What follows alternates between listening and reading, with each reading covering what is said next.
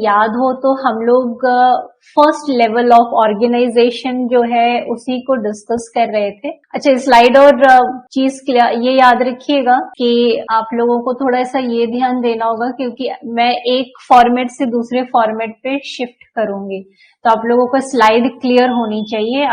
अभी हम एक फॉर्मेट पे हम लोग डिस्कस करेंगे, फिर हम लोग स्लाइड्स पे आएंगे, ठीक है।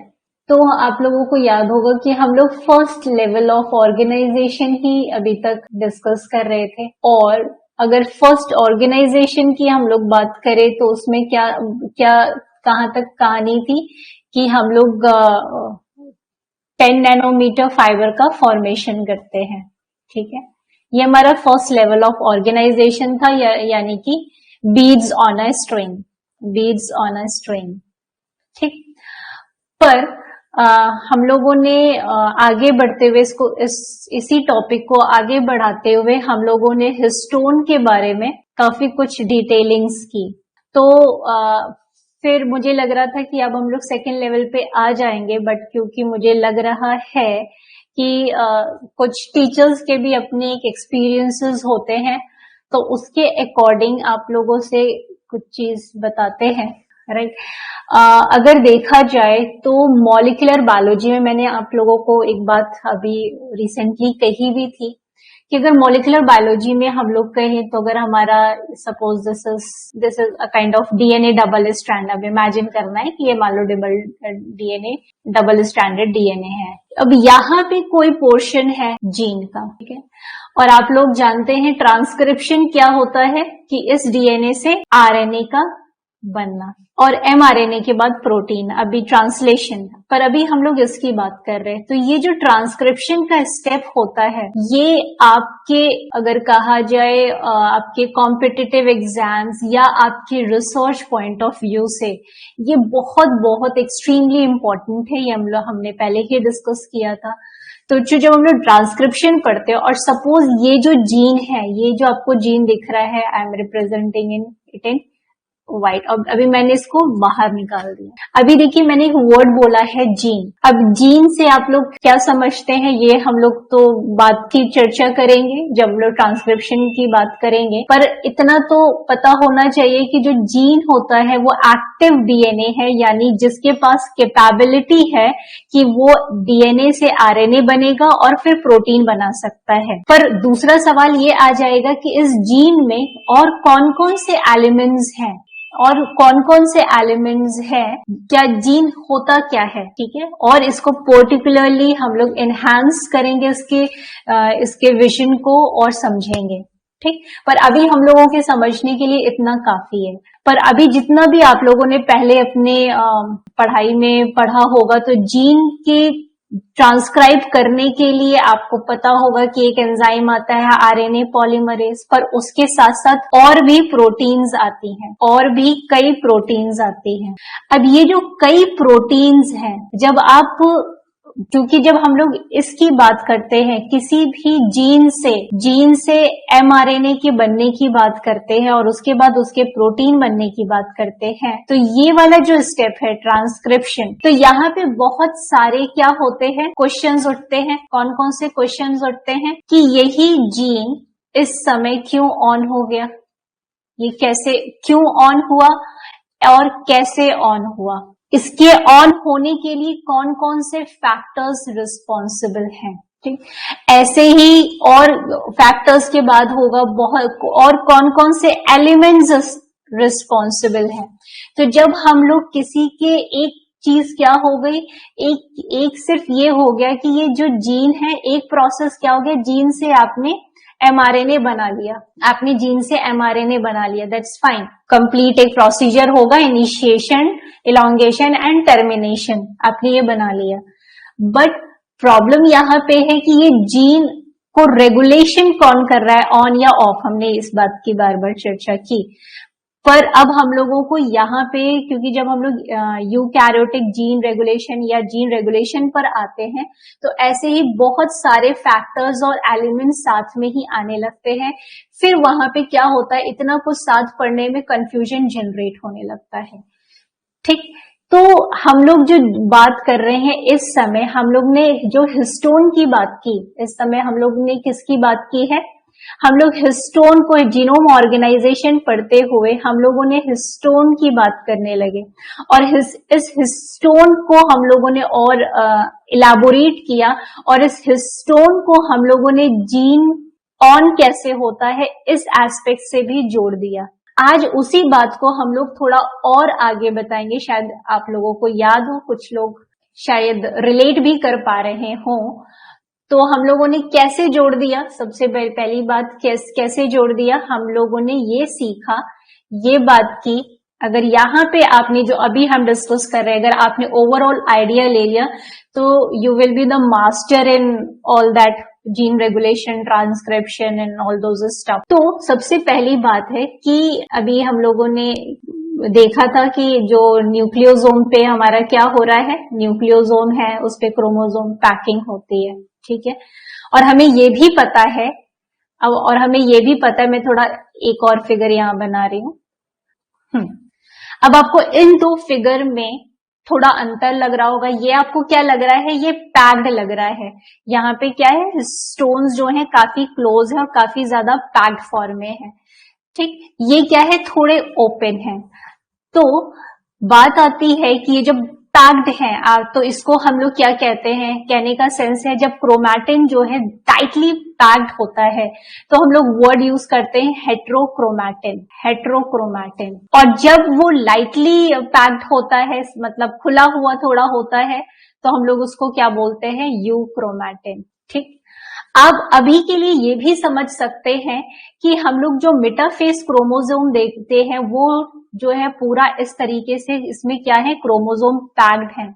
पर जिस समय रेप्लिकेशन या ट्रांसक्रिप्शन का प्रोसेस होगा, ये क्रोमैटिन अनपैक्ड होंगे, खुलेंगे, ठीक, तभी वो ट्रांसक्रिप्शन प्रोसेस होगा और वहां पे जज किया जाएगा कौन सा जीन ऑन होना है। फॉर एग्जाम्पल, अभी हमने यहाँ पे एक येलो कलर का जीन बना दिया है, यहाँ पे ग्रीन कलर का जीन बनाया है, यहाँ पे ब्लू। अब हम कहते हैं कि ये पर्टिकुलर सेल में क्या होना है, कोई एक पर्टिकुलर सेल है, मान लेते हैं लीवर की सेल है।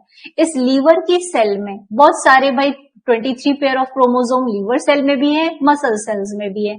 अब ये जीन क्या होना है, मान लेते हैं इस समय ग्रीन जीन को ऑन होना है, पर आप देख रहे हैं ग्रीन जीन हिस्टोन ऑक्टामर से एकदम पैक्ड है, यानी वो पूरा पैक्ड है। तो अब आप उसको जब तक इस तरह से नहीं ले आएंगे तब तक क्या यहाँ पर आरएनए पॉलीमरेज बैठ पाएगा? मान लेते हैं this is your RNA polymerase, क्या यहाँ पे आरएनए पॉलीमरेज आ पाएगा? ठीक। और सारी प्रोटीन्स जो यहाँ पे इस जीन से आपका एमआरएनए बनाने वाली है, क्या वो बना पाएंगी? नहीं बना पाएंगी। तो कहने का मतलब ये है, जीन ऑन करने के लिए या जीन को एक्टिव या रिप्रेस, अब देखिए यहां पर एक और बात हो रही है। एक हो गया, दो चीजें बहुत क्लियरली अभी यहां पे बात हो रही है, किस चीज की? एक बात हो रही है, दो चीजों का रेगुलेशन आपको यहाँ पे दिख रहा है। एक रेगुलेशन आपको क्या चीज का दिख रहा है कि हेट्रोक्रोमैटिन से यूक्रोमैटिन, और जब यूक्रोमैटिन मींस जीन ट्रांसक्राइब हो जाए, फिर से क्या होगा? पैकेजिंग होना। यानी हेट्रोक्रोमैटिन मतलब ये जो है, ये वाला जो प्रोसेस है, एक तो ये होना, दूसरा क्या होता है, दूसरा ये चीज आ गई कि बहुत सारे जीन्स हैं पर किसी पर्टिकुलर सेल में कुछ जीन्स को एक्टिवेट किया जा रहा है, ठीक है। तो वहां पे पर्टिकुलर जीन को एक्टिवेट किया जा रहा है, तो जीन एक्टिवेशन की यहाँ पे बात कर देते हैं, ठीक है। आप ये कह सकते हैं यहाँ पे कंप्लीट क्रोमोसोमल पैकेजिंग हो रही है, यहाँ पे खुल रहा है, ठीक है। तो ये चीज को रेगुलेट करना भी इम्पोर्टेंट है और जीन को ऑन करना, ऑफ करना भी इम्पोर्टेंट है। तो ये एक इम्पोर्टेंट क्राइटेरिया है। ओके, अब दूसरी बात यहाँ पे, अब मुझे लगता है ये समझ में आप लोगों को आ गई होगी। तो कहने का सेंस ये है, अब यहाँ पे हिस्टोन को हटाना पड़ेगा। यहाँ पे आप देख रहे हैं जो न्यूक्लियोसोम, तो हमारे पास दो टर्म है, एक है न्यूक्लियोसोम और एक है हिस्टोन। अगर हमने ये जो बॉल है, अगर हम बोलेंगे, आपसे पूछे कि ये क्या है, तो आप इसको क्या बोल सकते हैं, ये न्यूक्लियोसोम है। और न्यूक्लियोसोम की आपने डेफिनेशन याद कर ली होगी कि न्यूक्लियोसोम क्या होता है। इतने 147 बेस पेयर का जो डीएनए है वो रैप्ड है 8 ऑक्टामर हिस्टोन से, तो ये न्यूक्लियोसोम है। और दूसरी चीज क्या है, ये किसका बना हुआ है, ये हिस्टोन का बना हुआ है, ये हिस्टोन का बना हुआ है, हिस्टोन प्रोटीन्स, ठीक है, हिस्टोन्स प्रोटीन का बना हुआ है। अब आपको बात यहाँ पे हम लोग इसी बात को पढ़ते समय हम लोग थोड़ा जीन रेगुलेशन को भी कनेक्ट कर चुके हैं। तो आपने क्या आप पढ़ चुके हैं, आप लोगों ने ऑलरेडी देखा हुआ है इस प्रक्रिया में कौन मदद कर सकता है, हिस्टोन मॉडिफिकेशंस।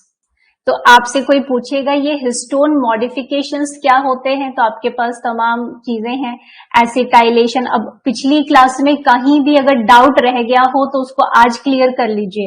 एसिटाइलेशन है, मिथाइलेशन है, फॉस्फोराइलेशन है, काइनेसिस एक्टिविटी है, राइट, एंड सो ऑन। ठीक, ये हम लोग डिस्कस कर चुके हैं। अब आप क्या कहेंगे कि इस जीन को, ग्रीन जीन को मुझे एक्टिव करना है, तो हम दो चीजें करेंगे, ठीक है। अभी तो आरएनए पॉलीमरेज की बात आएगी, इसको तो पहले अभी इस जीन को थोड़ा सा स्पेस देना है ना, कि वो खुल के पहले उस पे लोड जो लोग होने वाले हैं, पहले तो सबसे पहली बात है वो ओपन तो हो। तो आप कहेंगे यहाँ पे दो चीजें हो सकती है कि जो हिस्टोन प्रोटीन है उनको मॉडिफाई कर दिया जाए। दूसरा चीज क्या है, ये जो न्यूक्लियोसोम है इसको थोड़ा सा हटाया जाए, इसको स्लाइड कर दिया जाए, खिसका दिया जाए, डिस्प्लेस कर दिया जाए, या रीमॉडल्ड कर दिया जाए। कुछ ऐसी चीज कर दिया जाए कि थोड़ा भाई स्पेस हो। जैसे आपने दो बॉल को सटा दिया है, तो अब आप क्या करेंगे, या तो बॉल को आप कुछ मॉडिफाई करिए और नहीं तो थोड़ा सा डिस्प्लेस करिए, ठीक है। तो उसी चीज को हम लोग कहते हैं वेरी वेरी इंपॉर्टेंट। और इससे अब आप लोगों के क्वेश्चंस आने लगे हैं और इससे रिलेटेड क्वेश्चन हम लोग रेगुलेशन में देखेंगे। न्यूक्लियोसोम रीमॉडलिंग कॉम्प्लेक्स, ठीक है। तो कहने का सेंस क्या हुआ कि जीन को थोड़ा स्पेस देने के लिए, अभी हम थोड़ा और सिंप्लीफाई ही कर रहे हैं आप लोगों को, यानी जीन को थोड़ा सा जगह देने के लिए, क्योंकि इंटरफेज G1 S फेज में ये सारी चीजें होंगी, ठीक। तो उस समय हमारा डीएनए कैसे होता है, क्रोमैटिन फॉर्म में, फाइबर फॉर्म में होता है, खुला हुआ होता है, ठीक है।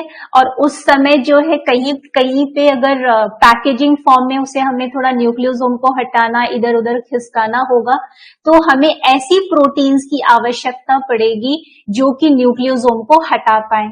ऐसी प्रोटीन्स को हम लोग क्या कहते हैं, न्यूक्लियोसोम रीमॉडलिंग कॉम्प्लेक्स, जो कि न्यूक्लियोसोम को थोड़ा इधर उधर कर पाए, ठीक। इधर उधर करने के बाद जो है आप क्या कर सकते हैं, हिस्टोन को मॉडिफाई कर सकते हैं। अब हम यहाँ पे एक और चीज बनाने जा रहे हैं जिससे आपकी क्लैरिटी और हो जाएगी। तो अब मैं सिंप्लीफिकेशन के लिए मैं इसी को बस जीन मान रही हूं। तो अभी क्या था, ये जो जीन था ये पूरा ऐसे इसी पर रैप था, मान लेते हैं इसी पर, इस तरीके से ऐसे रैप था ये पूरा। तो अब जो है यहाँ पे जो न्यूक्लियोसोम्स थे, या एक और न्यूक्लियोसोम बना दें, तो अब आप क्या चाहेंगे कि ये न्यूक्लियोसोम थोड़ा सा इधर डिस्प्लेस हो जाए, कर देती हूँ, सिर्फ येलो एरिया ही मान लेते हैं, ठीक है, कि यहाँ पे ही ये जीन है जिसको कि एमआरएनए बनाना है, ठीक। तो अब आप इसको क्या करेंगे, चाहेंगे कि ये न्यूक्लियोसोम थोड़ा डिस्प्लेस हो जाए, तो क्या होंगे, न्यूक्लियोसोम रीमॉडलिंग कॉम्प्लेक्सेस आएंगे, जिनके पास एटीपी कुछ के पास होती है, कुछ के पास नहीं होती। जिनके पास मेनली एटीपी, आप देख सकते हैं कि ये एटीपी यूज करके क्या कर सकते हैं, इस न्यूक्लियोसोम को थोड़ा इस इधर उधर कर सकते हैं। अब ये मान लेते हैं, अब नेक्स्ट केस में, इट्स एन एग्जाम्पल, अब नेक्स्ट में हम कहते हैं कि ये वाला जो है यहाँ पे आ गया, ठीक। और यहाँ पे अब क्या होने लगा, यहाँ पे हमको पता है ये न्यूक्लियोसोम किसका बना था, 8 ऑक्टामर हिस्टोन। कौन से 8 octamer histone, H3, H2A, H2B, H3, H4 के दो यूनिट्स। उनसे क्या निकल रहा था, एन टर्मिनल टेल्स। अब यहाँ पे क्या होगा, मॉडिफिकेशंस होंगे, यानी मॉडिफिकेशंस के लिए कौन आएंगे, मॉडिफिकेशंस के लिए कौन आएंगे? मॉडिफिकेशंस के लिए आ सकते हैं हैट आ सकता है, मॉडिफिकेशन के लिए HMT आ सकता है, और भी आपको पता है ये एंजाइम्स आ सकते हैं। और यहाँ पे क्या करेंगे, ये मॉडिफिकेशंस करना शुरू करेंगे। तो यहाँ कौन सी साइट पे करते हैं? लाइसिन, आर्जिनिन, फॉस्फोराइलेशन करना है तो सेरीन और थ्रियोनिन। तो इस तरीके के यहाँ पे मॉडिफिकेशंस होंगे। जब यहाँ मॉडिफिकेशंस होंगे तो अब क्या होगा, अब यहाँ पे कहीं ना कहीं अब ये दूसरे प्रोटीन्स, ये जो जैसे ही मॉडिफिकेशंस होंगे, ठीक है, आप इमेजिन कीजिए इट्स लाइक कि इन मॉडिफिकेशंस को देखकर बहुत तेजी से कोई और अट्रैक्ट होगा कि ये मॉडिफिकेशन हुआ है, तो ये प्रोटीन्स इस पे आने लगेंगे। ठीक है, अब ये प्रोटीन, ये भी हो सकता है कि ये प्रोटीन हैट हो, मतलब कहने का सेंस ये है कि ये मॉडिफिकेशन हुए, फिर हो सकता है यही हैट जो है इससे और हैट एंजाइम जो है बाइंड होके और एसिटाइलेशन का प्रोसेस कंटिन्यू कर दे और एसिटाइलेशन लगाएं, या हो सकता है इसको देखकर कोई और ऐसी प्रोटीन्स आ जाए जो कि क्या करे, जो कि बाद में मदद करेगी RNA पॉलीमरेज या ट्रांसक्रिप्शन फैक्टर्स को बुलाने में। ठीक, और ट्रांसक्रिप्शन फैक्टर्स क्या करेंगे, RNA पॉलीमरेज को बुलाएंगे। और RNA पॉलीमरेज क्या होता है? RNA पॉलीमरेज वो एंजाइम है जो कि इस जीन से क्या बनाएगा, mRNA बनाने वाला है। पर ये इसको बुलाने से पहले बहुत सारा तामझाम हो रहा है। ठीक है, अब आपको ध्यान क्या देना है, हम लोग पढ़ रहे हैं हिस्टोन, तो आपको अब यहाँ पे हम जो आपको अभी बताना चाहते हैं कि बाद में जाके जीन रेगुलेशन में, जब आप जीन रेगुलेशन में आप TF सारे ट्रांसक्रिप्शन फैक्टर्स का रेगुलेशन पढ़ेंगे और तमाम तरह के कॉम्प्लेक्सेस पढ़ते हैं तो और ज्यादा कंफ्यूजन होता है। अभी हम लोग क्या कर रहे हैं, हम लोग स्टेप वाइज चल रहे हैं। हम लोगों ने हिस्टोन पढ़ते समय ही हम लोगों ने अब ये जान लिया कि हिस्टोन जो है वो जब न्यूक्लियोसोम बना लेता है और जब पैकेजिंग होती है और उसके बाद अगर जीन को ट्रांसक्राइब होना है या रेगुलेट करना है तो हिस्टोन में दो तरह के मॉडिफिकेशन हो सकते हैं। एक तो हिस्टोन प्रोटीन में मॉडिफिकेशन हो जाए और एक न्यूक्लियोसोम रीमॉडलिंग कॉम्प्लेक्स न्यूक्लियोसोम को इधर उधर खिसका दे या स्लाइड कर दे, डिस्प्लेस कर दे या रीमॉडल कर दे, जिसकी वजह से क्या होगा, जीन रेगुलेशन में आसानी होगी। तो अब आप देख रहे हैं अब क्या होता है, यही पूरा टॉपिक, ये पूरा टॉपिक जो है जीन रेगुलेशन में एज इट इज आपको याद होना चाहिए या कॉन्सेप्ट क्लियर होना चाहिए। तो जब वहां पे एक बार फिर से रिकॉल होगा, ठीक है, ऑब्वियसली तब आप एकदम समझ चुके होंगे और आपकी ग्रास्पिंग पावर इंक्रीज हो चुकी होगी। फिर वहां पे जीन रेगुलेशन में और मल्टीपल प्रोटीन्स आएंगे तो आपको कंफ्यूजन नहीं होगा क्योंकि आपने इतना पोर्शन पढ़ चुका है। मैं फिर से इस चीज को बोल रही हूँ कि जीन रेगुलेशन में ये नहीं करना है कि हाँ सिर्फ इतना ही जितना बताया है इतना ही रिस्पॉन्सिबल है, नहीं, और भी प्रोटीन्स आती जाएंगी। ठीक है, तो ये ध्यान में रखना है। अब यहाँ पे अब आप एक चीज और यहाँ पे डिस्कस करने जाएंगे जिससे आप लोगों के क्वेश्चन अब आने लगे। अब मैं आपको एक एग्जांपल देने जा रही हूँ कि आप लोगों को क्वेश्चन किस लेवल के अब आने लगे हैं। अब यहाँ पे क्या, ये जो प्रोटीन है, जिस प्रोटीन ने इस मॉडिफिकेशन को पहचाना, इसके पास स्पेसिफिक डोमेन होते हैं। मैंने डोमेन आप लोगों को समझाया है पूरा प्रोटीन में, उस कॉन्सेप्ट को अप्लाई। और या आप जानते ही कि भाई प्रोटीन का वो स्पेसिफिक हिस्सा जो कि फंक्शनल एस्पेक्ट पे काम कर रहा है, राइट। मैंने पेन का एग्जांपल दिया था, क्या डोमेन होता है, क्या सुपर सेकेंडरी। अब आप देख रहे हैं इस प्रोटीन के पास क्या है, एक ये ब्लू कलर का मैंने बना दिया, ये प्रोटीन का वो डोमेन है, खास डोमेन है जो कि इस एसिटाइलेटेड मॉडिफिकेशन से इंटरैक्ट कर रहा है। ठीक है, तो हम लोग इन डोमेन्स की को भी आपको याद करना पड़ता है कि कौन से एंजाइम के पास, किस एंजाइम के पास या किस प्रोटीन के पास ऐसा स्पेसिफिक डोमेन्स हैं जो कि स्पेसिफिक मॉडिफिकेशन को रिकॉग्नाइज कर रहे हैं। तो ये भी इंपॉर्टेंट हो जाता है। एक तो चीज ये हो गई, ये ध्यान में रखना है और आज ही की क्लास में हम लोग थोड़ा इस पर डिस्कशन करेंगे। क्लियर? तो अब आपके सामने क्या क्या आ गया, अब आप लोग एकदम क्लियरली, अगर जिन्होंने भी क्लास का रिवीजन प्रॉपरली किया होगा तो उन्हें समझ में आ गया होगा ये आज की बात। दूसरी चीज हम कि अब आप ये पूछ सकते हैं कि मैम जब जीन को ये थोड़ा स्पेस देना है ट्रांसक्रिप्शन करने के लिए, तो पहले न्यूक्लियोसोम रीमॉडलिंग होगी, यानी न्यूक्लियोसोम को इधर उधर खिसकाया जाएगा, या पहले हिस्टोन मॉडिफिकेशन होगा? तो क्या होगा, अभी मैंने आपको पहले क्या कराया, पहले मैंने न्यूक्लियोसोम को स्लाइड पर, यह भी हो सकता है कि पहले हिस्टोन मॉडिफिकेशन फिर हिस्टोन मॉडिफिकेशन के बाद, अब ध्यान से सुनिएगा, हो सकता है पहले हिस्टोन प्रोटीन को, अब देखिए यहां पे ही हम लोग प्रैक्टिस कर लेते हैं, यहाँ पे पहले ही हिस्टोन यहाँ पे हम बना देते हैं, उनकी एंड टर्मिनल, अभी न्यूक्लियोसोम हटा नहीं है, जगह नहीं छोड़ा है, ठीक है। अब यहाँ पर मॉडिफिकेशंस कर दी हो गए हैं, इन मॉडिफिकेशन की वजह से न्यूक्लियोसोम रीमॉडलिंग कॉम्प्लेक्सेस, ये न्यूक्लियोसोम रीमॉडलिंग कॉम्प्लेक्सेस हैं, ये आ गए। इन्होंने इसको देखकर देखा कि okay there is some modification, तो ये आ गए। इनके पास क्या था, इनके पास एटीपी था। अब ये क्या करेंगे, मदद करेंगे न्यूक्लियोसोम को थोड़ा। तो अब आपने क्या निकाल लिया, क्योंकि जब पैकेजिंग है हमें फ्री करना है, तो पहले कोई भी चीज हो सकता है, कोई भी ऑर्डर हो सकता है, पहले ये हो या पहले ये, ठीक है। तो ऑर्डर कैन बी इंटरचेंज, वो डिपेंड करेगा कि करना क्या है, ठीक है।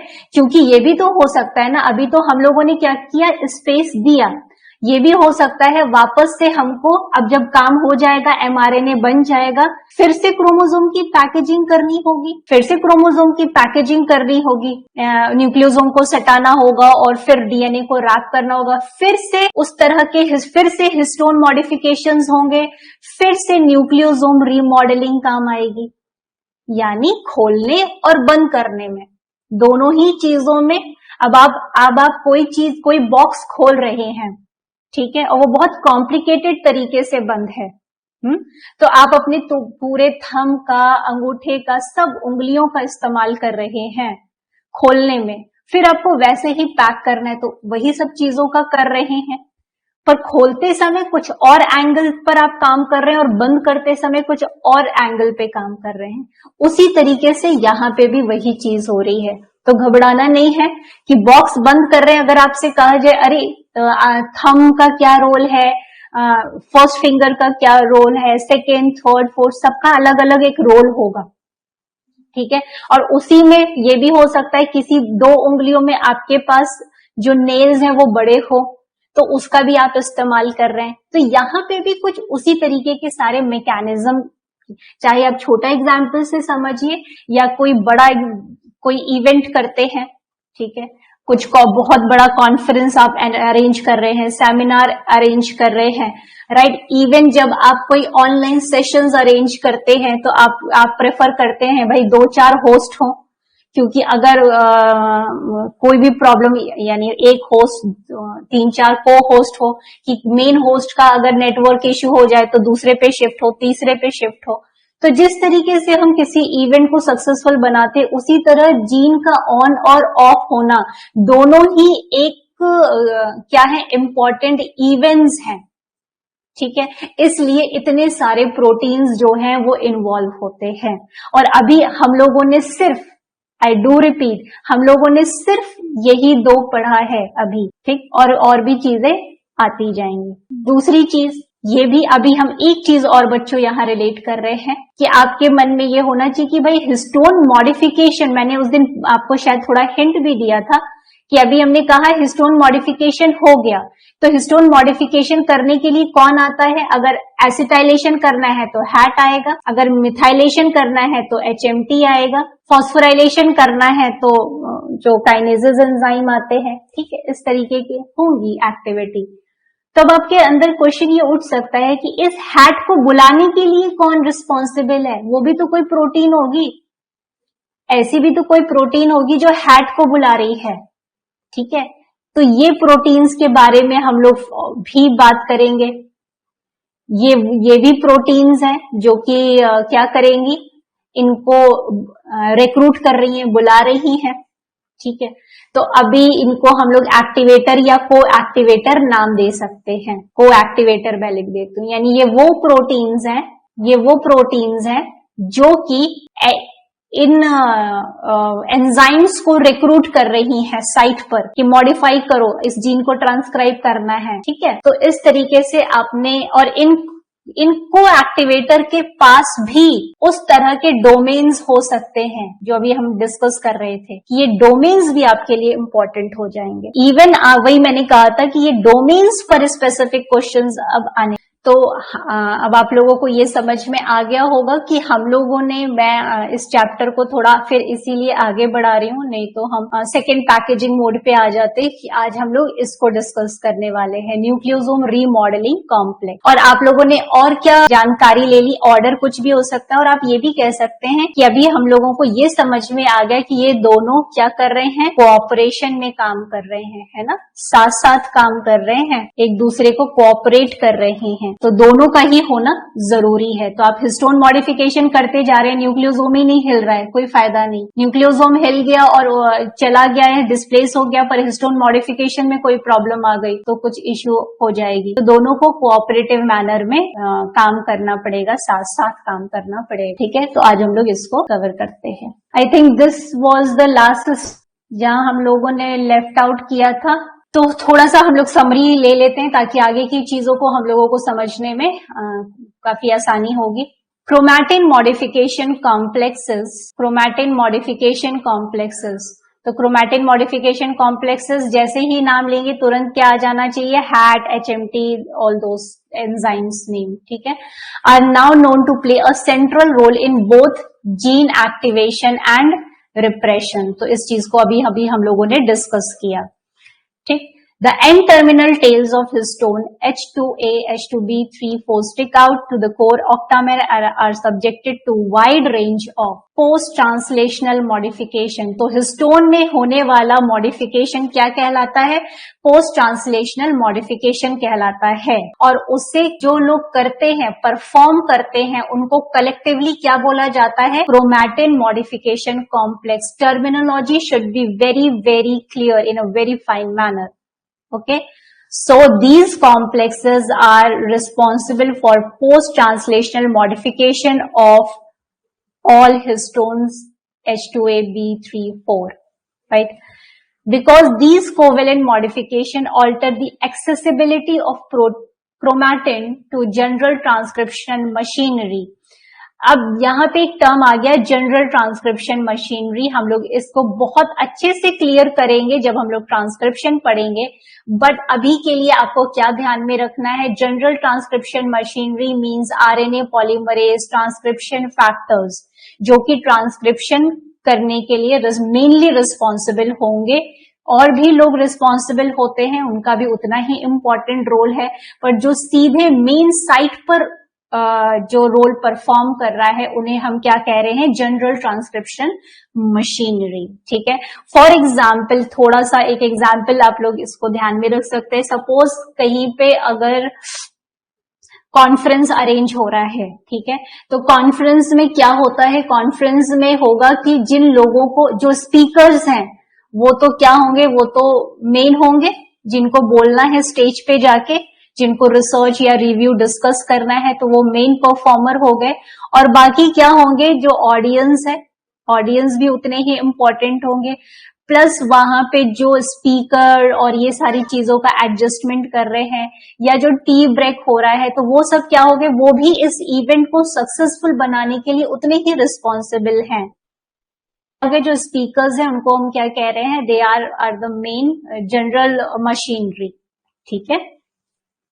तो उसी तरीके से ट्रांसक्रिप्शन में भी बहुत सारे प्रोटीन फैक्टर्स इन्वॉल्व होंगे, बहुत सारी चीजें इन्वॉल्व होंगी, पर जो मेन एरिया होगा वो क्या होगा, जनरल ट्रांसक्रिप्शन मशीनरी कहलाएगा।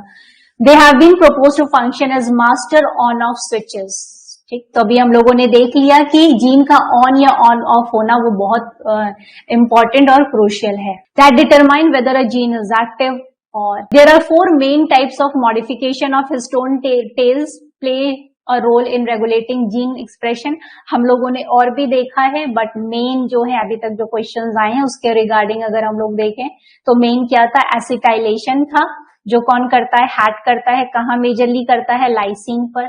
फिर नेक्स्ट क्या था, मिथाइलेशन था। मिथाइलेशन मेजरली कहाँ देखा गया, लाइसिन और आर्जिनिन पर, तो ये सारी भी चीजें याद होनी चाहिए। यूबिक्विटिनाइलेशन क्या था, लाइसिन पर हो रहा है। फॉस्फोराइलेशन कहाँ हो रहा है, सेरीन और थ्रियोनिन पर। तो these points should be kept in mind. Other less common modifications भी होते हैं जो हम लोगों को पता है। एडीपी राइबोसाइलेशन कहाँ होता है, ग्लूटामिक एसिड, और जो सुमोइलेशन है वो कहाँ पे देखा हम लोगों ने, लाइसिन रेसिड्यूज पे। Levels of specific histone modification और मार्क क्या होते हैं, एक तरह से अगर मॉडिफिकेशन हो रहा है वो किस तरीके से क्या दिखा रहे हैं, वो एक तरह से मार्किंग कर रहे हैं, जहां पे क्या होगा, एक तरह से जीन के एक्टिवेशन और इनएक्टिवेशन में रिस्पॉन्सिबल एंजाइम्स जो है उनकी बैलेंस्ड एक्टिविटी रखी जाएगी, है ना, दोनों ही रिस्पॉन्सिबल है। एचडैक जैसे यहाँ हैट हुआ तो यहाँ क्या हुआ, एचडैक एंजाइम्स, उनको बैलेंस करना भी बहुत रिस्पॉन्सिबिलिटी का जॉब है। The activities of these two set of enzyme may be shifted by changes in their intracellular distribution. They are targeting to chromatin or in action of inhibitors. तो हम लोगों ने इनके एग्जाम्पल्स को भी देखा था कि भाई अगर एसिटाइलेशन हो रहा है सपोज और जीन ऑन हो रहा है, फिर कुछ देर बाद क्या करना पड़ेगा, उस जीन को अगर ऑफ करना है तो फिर एचडैक सामने आएगा। तो इन दोनों का ही जो कॉन्सेंट्रेशन है वो क्या करना पड़ता है, मेंटेन करना पड़ता है। पता चला ये तो बहुत ज्यादा है और ये है ही नहीं, तो क्या होगा, जीन हमेशा के लिए ऑन हो जाएगा। तो इस तरह के क्वेश्चंस भी प्लॉट किए जा सकते हैं, ठीक है। तो यहाँ पे ये बात समझाई गई है। नेक्स्ट क्या, in addition some histone modification में act as molecular switches enabling और blocking the setting of other covalent mark. कुछ जो हिस्टोन मॉडिफिकेशंस हैं वो क्या, अभी अभी हमने इस बात का जिक्र भी किया कि जो हिस्टोन मॉडिफिकेशन हो रहे हैं वो क्या कर रहे हैं, वो और जो है हिस्टोन मॉडिफिकेशन क्या कर रहे हैं, और जो उनके मॉडिफिकेशंस एलिमेंट है, फॉर एग्जांपल हम लोग ने देखा था ना कि यहाँ पे अगर एक मॉडिफाई हो गया फिर ये और प्रोटीन्स को रिक्रूट करेगा, फिर ये प्रोटीन्स को रिक्रूट करके हो सकता है इसके एसिटाइलेशन को और बढ़ा दे, ठीक है। तो यहाँ पे ये जो मार्किंग हुई है वो क्या कर रही है, और इंक्रीमेंट कर रही है, ठीक है, मार्किंग को और बढ़ा रही है, हो सकता है रेड्यूस भी कर दे। So there can be a different type of event. तो उससे होगा क्या, हो सकता है जीन ऑन हो जाए, हो सकता है जीन ऑफ हो जाए। These modification are used as recognition landmark by other proteins. तो ये जो मॉडिफिकेशन है वो कर क्या रहे हैं, अदर प्रोटीन्स, जो और प्रोटीन्स हैं उनको क्या कर रहे हैं, बुला रहे हैं, क्या करने के लिए, ट्रांसक्रिप्शनल रेगुलेशन करने के लिए, ठीक है, जो कि अभी हम लोगों ने अच्छे से समझा। बिसाइड मॉडिफिकेशन, लिंकर हिस्टोन्स सब types can also promote selective gene expression, ठीक है। यहाँ पे बात आ रही है एक तरह से आप कह सकते हैं हिस्टोन वेरिएंट। बच्चों अभी आप लोगों ने मेनली कौन से हिस्टोन्स देखे हैं, आप लोगों ने देखा H2A, H2A, H2B, H3 और H4, ठीक है। तो मेनली आपने देखा कि ये जो हिस्टोन है बेसिकली यही कंजर्व्ड हिस्टोन है, जिसमें कि H3, H4 जो है वो ज्यादा कंजर्व्ड होता है। कंजर्व मींस की वैरायटी ऑफ सभी स्पीसीज में ये पाया जा रहा है, इनके जो अमाइनो एसिड सीक्वेंस है वो बिल्कुल सेम है हर स्पीसीज में, ठीक। तो ये बेसिकली क्या होता है कि ये जो इनके अलग वेरिएंट्स भी पाए जाते हैं, यानी कुछ मान लेते हैं H2A में कुछ चेंजेस हो गया तो वो हो सकता है H2AX बन जाए, ठीक है। तो इस तरह के वेरिएंट भी पाए जाते हैं। तो अगर जैसे बात को आप आई थिंक क्लियर होगा कि अगर हिस्टोन में यही मेन तो यही पाए जाते हैं हिस्टोन प्रोटीन्स में, पर अगर कुछ अलग पा लिया जाए, अगर कुछ मान लेते हैं अभी H2A जैसे मैंने कहा कि थोड़े से इस प्रोटीन्स में चेंजेस आ गए अमाइनो एसिड में, तो वो क्या बन गया, एक नया वेरिएंट बन गया, ठीक है। बाकी सब वही है, मान लीजिए H2B, B3, 4 ये पूरा ऑक्टामर न्यूक्लियोसोम बना रहा है, ठीक है। पर आप ये कहेंगे कि ये और जो न्यूक्लियोसोम है उनसे तो थोड़ा अलग है। तो जब अलग हो गया तो हो सकता है ये उन जीन के आसपास ये न्यूक्लियोसोम पाया जा रहा है जिनको की एक्सप्रेशन अलग तरीके से किया जाना है, किसी पर्टिकुलर टाइम में किया जाना है, ठीक है। तो ये भी न्यूक्लियोसोम में ये थोड़ा सा बदलाव, अभी जैसे आप हिस्टोन मॉडिफिकेशन क्यों कर रहे हैं, हिस्टोन में थोड़ा सा बदलाव करके मॉडिफिकेशंस करके आप जीन रेगुलेट कर रहे हैं, जीन को ऑन या ऑफ कर रहे हैं। उसी तरीके से कंप्लीट न्यूक्लियोसोम में ही H2AX की प्रोटीन में ही चेंज हो गया। यहाँ हिस्टोन मॉडिफिकेशन में क्या हो रहा था, एन टर्मिनल पे उनके अमाइनो एसिड, ये अमाइनो एसिड है लाइसिन या आर्जिनिन, इन पर क्या लग जा रहा था, इन पर लग जा रहा था एसिटाइल ग्रुप लग जा रहा है या मिथाइल ग्रुप लग जा रहा है। ठीक है, ये हिस्टोन मॉडिफिकेशन हुआ। पर अगर हिस्टोन, मान लीजिए हिस्टोन प्रोटीन है कोई, ये हिस्टोन प्रोटीन है H2A, अब यहाँ पे जो पाया जा रहा था, यहाँ इन अमाइनो एसिड में ही कोई चेंजेस हो गए, तो एक नया वेरिएंट तैयार हो जाएगा, और ये नया वेरिएंट अब नई तरह का न्यूक्लियोसोम बना रहा है, कुछ चेंज लिया हुआ न्यूक्लियोसोम बना रहा है। तो ये थोड़ा नया न्यूक्लियोसोम जो है वो भी क्या करेगा, अलग तरह के जीन के एक्सप्रेशन को प्रमोट करेगा। हम लोगों की पूरी एक समरी हुई जो हम लोगों ने हिस्टोन को जीन ट्रांसक्रिप्शनल रेगुलेशन से जो जोड़ा। ठीक है, आगे बढ़ते हैं हम लोग। यहाँ पे एक डायग्राम आप लोग देख रहे हैं, यहाँ पे क्या है कि ये इंटरफेस क्रोमैटिन में क्या होगा, बिल्कुल हम लोग को क्लियर दिख नहीं रहा है, क्योंकि उस समय क्या होगा, chromatin means DNA fibre associated with histone. ठीक है, तो इस तरीके से हिस्टोन्स की बात की जा रही है, क्रोमैटिन, इंटरफेसिक क्रोमैटिन, और यहाँ पे आप क्रोमोसोम का स्ट्रक्चर देख रहे हैं, यानी कि आपने क्या किया, डीएनए फाइबर था, ये जो डीएनए फाइबर है फिर हिस्टोन प्रोटीन से रैप होता है। ठीक है, फर्दर वो रैप होते होते क्रोमोसोम बनाता है, तो हम लोग को ये चीज पता है। बट हम लोगों के सामने यहाँ पे एक और चीज क्या दी हुई है, यूक्रोमैटिन। तो यूक्रोमैटिन वो रीजन होता है जो कि क्या है, मेनली एक्टिव रीजन होता है, और हेटेरोक्रोमैटिन क्या होता है, साइलेंट रीजन होता है। यानी जब भी आप डीएनए को स्टेन करेंगे तो आपको दो रीजन्स मिलेंगे, एक डार्कली स्टेन मिलेगा, एक लाइटली स्टेन मिलेगा। तो जो लाइटली स्टेन होता है इसका मतलब है कि वहां पे जो क्रोमोसोम है वो, जो न्यूक्लियोसोम है वो थोड़ा स्पेस्ड में है, तो उसकी वजह से वहां पे क्या है, लाइट स्टेनिंग आपको दिख रही है, पर यहाँ पे बहुत ही क्लोजली एसोसिएटेड है। और आप यहाँ पे देख रहे हैं क्रोमैटिन बिल्कुल पैक्ड है, तो जब पैक्ड है तो ऑब्वियस सी बात है कि इस समय ये ट्रांसक्रिप्शनली एक्टिव नहीं है।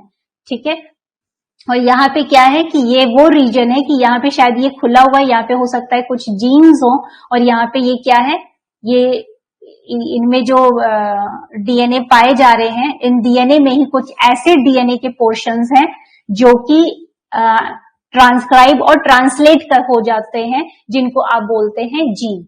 ठीक है, तो ये यूक्रोमैटिन कौन सा रीजन है, एक्चुअली ये एक्टिव जीन कंपोनेंट होता है। ठीक है, तो और अगर इनमें डिफरेंस देखें तो क्या है, यहाँ पे हम लोगों को इजीली यहाँ पे दिख रहा है, this is loosely packed form of DNA in the chromosome, ये टाइटली पैक्ड होता है। ठीक है, तो टाइटली पैक्ड है तो ऑब्वियसली डार्क स्टेन होगा, ये लाइट स्टेन होगा। यहाँ पे डीएनए डेंसिटी जो है वो लो होगी, यहाँ पे भाई पैकिंग ज्यादा है तो यहाँ हाई होगी। ये ज्यादातर नोटिस किया गया है कि इनर बॉडी ऑफ न्यूक्लियस में पाया गया है, ऑब्वियस सी बात है, जहां पे एक्टिव रूप में ट्रांसक्रिप्शन हो पा रहा हो। ये पेरिफेरी पे देखा गया, ये क्रोमैटिन रीजन, ये जेनेटिकली एक्टिव होता है। क्यों एक्टिव यहाँ पे है कि यहाँ पे ट्रांसक्रिप्शन, यहाँ पे जो डीएनए होगा वो वहां पे जीन्स प्रेजेंट होंगे जो कि ट्रांसक्रिप्शनली एक्टिव है। ठीक है, तो यहाँ पे यूक्रोमैटिन आप कैसे डिफाइन कर सकते हैं, in a format of transcriptional association आप ये कह सकते हैं, यूक्रोमैटिन वो एरिया है जहां पे ट्रांसक्रिप्शनली एक्टिव जोन या डीएनए सेगमेंट्स पाए जाते हैं, यानी कि वहां पे ऐसे कंपोनेंट हैं जो कि क्या हो सकते हैं, ट्रांसक्राइब हो सकते हैं। पर यहाँ पे क्या है, जेनेटिकली इनएक्टिव है, यहाँ पे इतना ज्यादा पैकिंग है कि यहाँ पे वो चीज नहीं हो रही, यानी ट्रांसक्रिप्शनली एक्टिव नहीं है यहाँ पे पाए जाने वाले डीएनए। सिंपल, ठीक। पर हेटेरोक्रोमैटिन में भी दो चीजें आती हैं, एक होता है कॉन्स्टिट्यूटिव हेटेरोक्रोमैटिन और एक होता है फैकल्टेटिव हेटेरोक्रोमैटिन। तो constitutive heterochromatin means that contains no genes, ठीक, that contains no genes in the genome, hence it can be retain in its compact structure also during the interphase of the cell.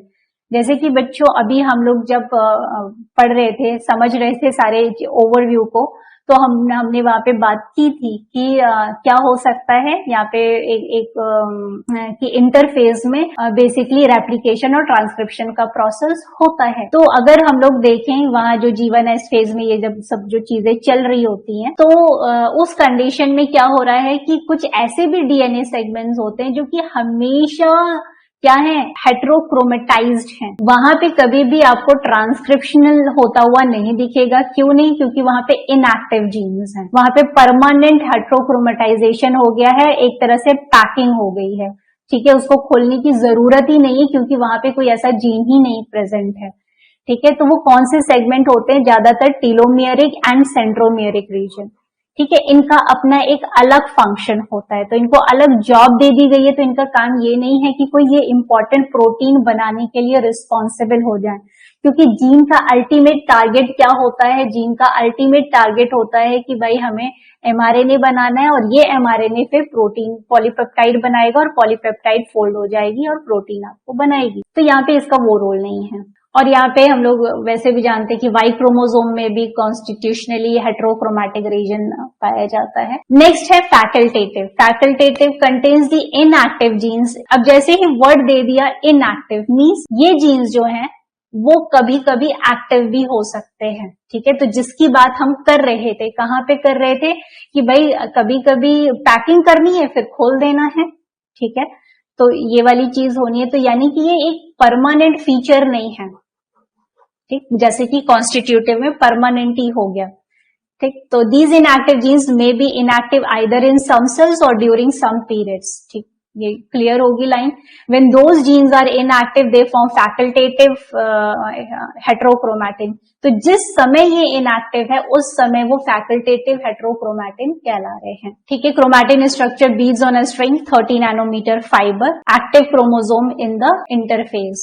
तो जब 30 nanometre fibre जो है वो basically क्या कहें कि वो तो एक तरह से थोड़ा पैक्ड होता है, और हम लोगों को इंटरफेजिक में क्या होता है, वो एक्टिव क्रोमोसोम है जब वो 30 नैनोमीटर से 10 नैनोमीटर में कन्वर्ट होगा। तो अब हम लोग पहुंचे, क्योंकि हम लोगों को थोड़ा सा ये हेट्रोक्रोमैटिन और यूक्रोमैटिन की भी क्लैरिटी होनी चाहिए, इसलिए हमने वो डिस्कस किया।